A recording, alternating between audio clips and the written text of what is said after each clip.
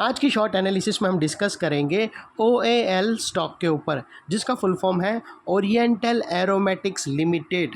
दोस्तों ये स्टॉक अगर आप देखो तो अगस्त 2024 से करेक्शन के अंदर चल रहा है। मोटा मोटी देखो तो दोस्तों 2.5 महीने पूरे इसने करेक्शन में बिता दिए, और करेक्शन में भी दोस्तों इसने दोनों तरह का करेक्शन दिया, प्राइस वाइज टाइम वाइज दोनों।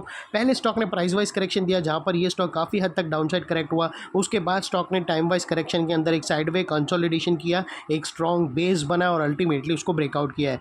और दोस्तों ये स्टॉक के अंदर एक साथ मल्टीपल पॉजिटिव फैक्टर्स एक साथ ब्रेकआउट हुए हैं, जिसके तहत ये स्टॉक करंट लेवल से अपसाइड में 12 से 14% रनअप देने के लिए रेडी है, 12 to 14%। लेकिन दोस्तों इसमें कोई भी हमारी बाय सेल होल्ड रिकमेंडेशन नहीं है, ये प्योरली एजुकेशन पर्पज से मैं अपना पॉइंट ऑफ व्यू आप लोगों के सामने शेयर कर रहा हूँ। कोई भी पोजीशन लेने से पहले अपने फाइनेंशियल एडवाइज़र को ज़रूर कंसर्न कर लेना। फ्रेंड्स आप लोग देख सकते हो कि ये वो टॉप एरिया था जहाँ से करेक्शन स्टार्ट हुआ था, और यहाँ से कुछ इस तरह से downward sloping parallel channel stock के अंदर थी। और जब तक स्टॉक के डाउनवर्ड स्लोपिंग पैरेलल चैनल में था, स्टॉक प्राइस वाइज करेक्शन के अंदर एंगेज रहा, और यहाँ पर back to back lower lows hit हुए।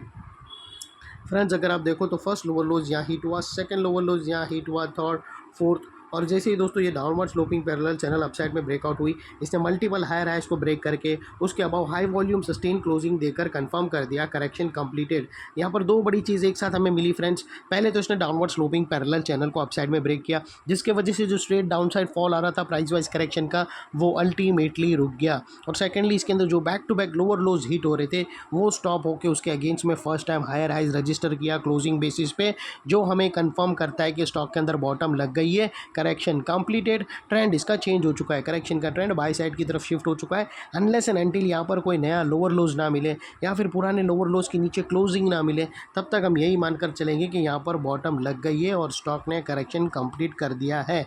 और दोस्तों बात कर लेते हैं यहाँ पर डाइवर्शन की। तो फ्रेंड्स अगर आप MACD डालकर चेक करो तो यहाँ पर आप लोगों को क्लियरली पॉजिटिव डाइवर्शन विटनेस होगा। दोस्तों प्राइस एक्शन के जो लोअर लो स्विंग अगर आप देखो तो कंटिन्यू डाउन साइड में टिल्ट हुए हैं, और वही MACD के ऑसिलेशन देखो तो वो अपसाइड में टिल्ट होकर यहाँ से हमें ब्रेकआउट मिला है, जो एक अपसाइड मोमेंटम पंप कर सकता है स्टॉक के अंदर। और फाइनली दोस्तों बात कर लेते हैं यहाँ पर चार्ट पैटर्न की।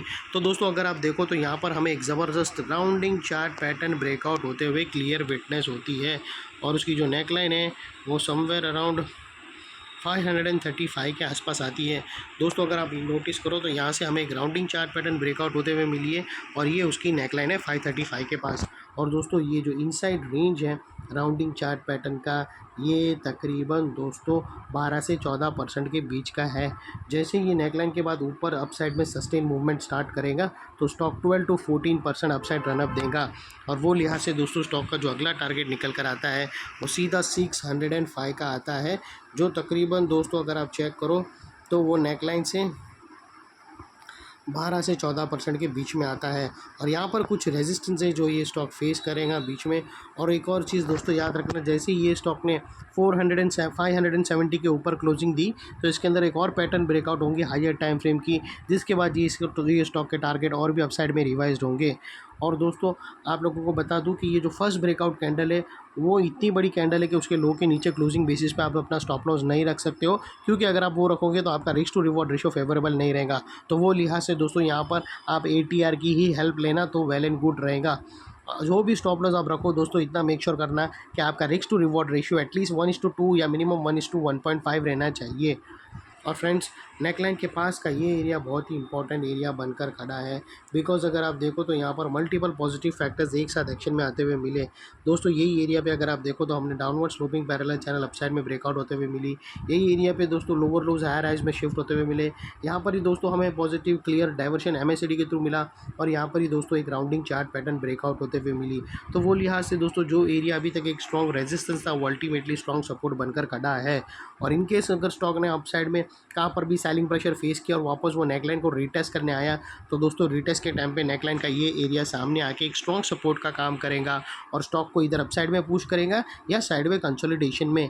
और इतने बड़े स्ट्रॉन्ग सपोर्ट के नीचे क्लोजिंग बेसिस पे आप लोगों का स्टॉप लॉस रहना चाहिए, जो आसानी से हिट ना हो।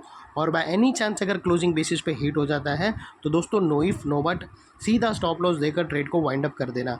ये थी हमारी एनालिसिस। अच्छी लगे तो प्लीज़ चैनल को लाइक शेयर सब्सक्राइब ज़रूर करना। Thank you. जय हिंद।